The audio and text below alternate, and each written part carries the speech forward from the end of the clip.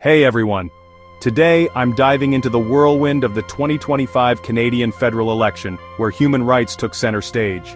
This year, Amnesty International called on party leaders to prioritize human rights in their campaigns, pushing Canada to the forefront of global leadership. As Keti Nivyabandi, Secretary General of Amnesty International Canada said, "Human rights are the cornerstone of a just and safe society." She emphasized that in this crucial election, Canada is facing existential threats and must protect human rights both at home and abroad. One of the most talked about issues this election was Palestine. A significant portion of Canadian voters are deeply concerned about Canada's Palestine policy. According to a survey by the National Council of Canadian Muslims, 55% support a ban on weapons exports to Israel. Even more, 58% of Canadian Muslims polled consider this their top election concern.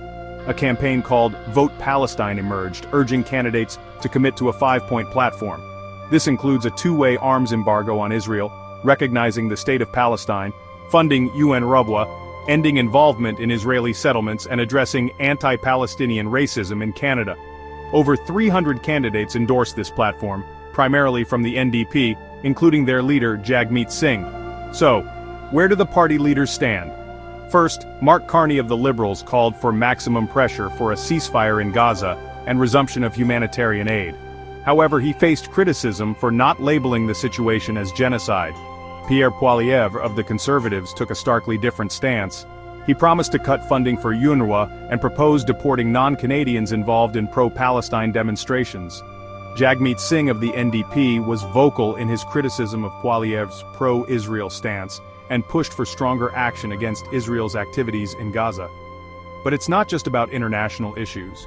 Canadians are also deeply concerned about domestic matters, like housing and grocery costs. These issues, alongside human rights, shaped the intense debate leading up to the election. And let's not forget the backdrop of former US President Trump's trade policies and international actions, which added an extra layer of complexity to this election. The results? The Liberals, under Mark Carney, secured a minority government with 156 seats. The Conservatives followed closely with 145 seats. The Bloc Québécois, NDP, and Greens rounded out the rest. In the end, this election wasn't just about votes. It was a statement on where Canadians stand on critical human rights issues. Thanks for watching. If you found this breakdown insightful, don't forget to like, share, and subscribe. See you next time.